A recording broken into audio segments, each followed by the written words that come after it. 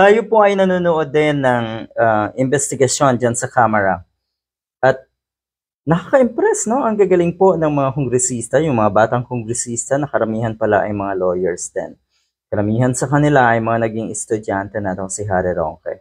Pero matapang, in the name of justice, kailangang gisahin at panagutin itong si Harry Roque. Sabi nga natong si Harry Roque na kuno ay sana igalang siya dahil yung ilan nga dyan ay mga naging estudyante niya. Yun lang, mahirap kasi yan yung kayo po mismo ang hihiling na kayo ay igalang. Dahil unang-una nakikita ng taong bayan na kayo ang pinakabastos na nilalang sa buong Pilipinas ngayon. Kayo rin po ang pinakasinungaling. Sa puntong ito, ang kanilang inimbestigahan ay atong unexplained increase in family's wealth na itong si Harry Roque. Mantakin mo kung naalala niyo po yung sabi na si Harry Roque na kuno ay mas marami pa siyang naipundar kay Digong. Simple daw si Digong. Simpleng buhay. Wala daw, hindi daw nagpayaman. At yun nga, mas mayaman pa daw itong si Harry Roque. Sa kanya mismo nanggaling yan, na mas mayaman pa daw siya kay Digong. So ang tanong ngayon, paano at saan mo nakulimbat ang malaking kayamanan na yan? Dahil ang sabi nga nila, sudden increase of wealth. Ito yun biglang yumaman itong si Harry Roque. Okay.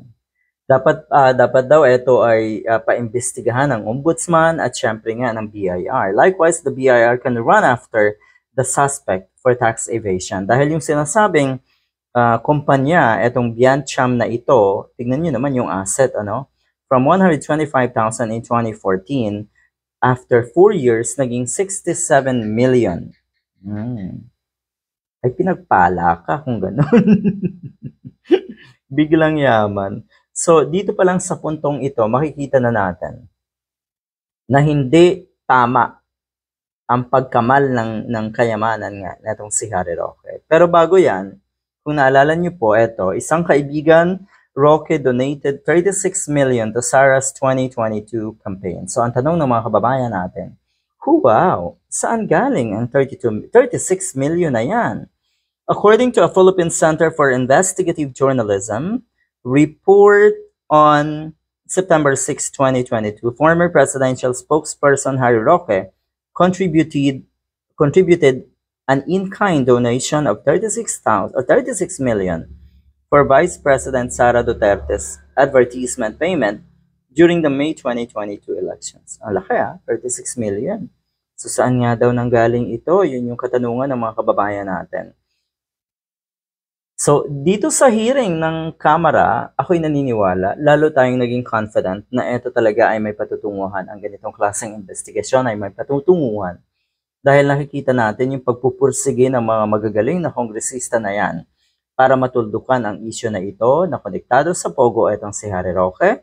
At syempre nga, sinimulan yan ni Jinky Luistro, yung congressman na taga Batangas. During the second hearing or public hearing of the House of Representatives Quad Committee on the Proliferation of Illegal Philippine Gaming Operations or POGOs on Thursday, Batangas 2nd District Representative Jinky Luistro and one rider party list representative, Raj Rodriguez, questioned Roque about his family's unexplained increase in wealth.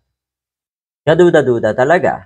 Talagang magdududa ang kahit sino. Tingnan nyo naman ang mga netizens ngayon. Ang daming milyones daw sa account na itong si Harry Roque. At ang seste niya, mag-iingay. Mag-iingay yan para ma-divert ang attention ng mga kababayan natin na kuno ay laban para sa bayan ang ginagawa nilang panawagan para mag-people power. Nakikiisa syempre itong si Harry Roque sa panawagang yan dahil alam niya na pag napatalsik ang nasa Malacanang, may posibilidad lang naman na maligtas siya sa mga kahayupan, mga krimen na ginawa niya at sa kanyang connection sa mga illegal na pogo. Good luck!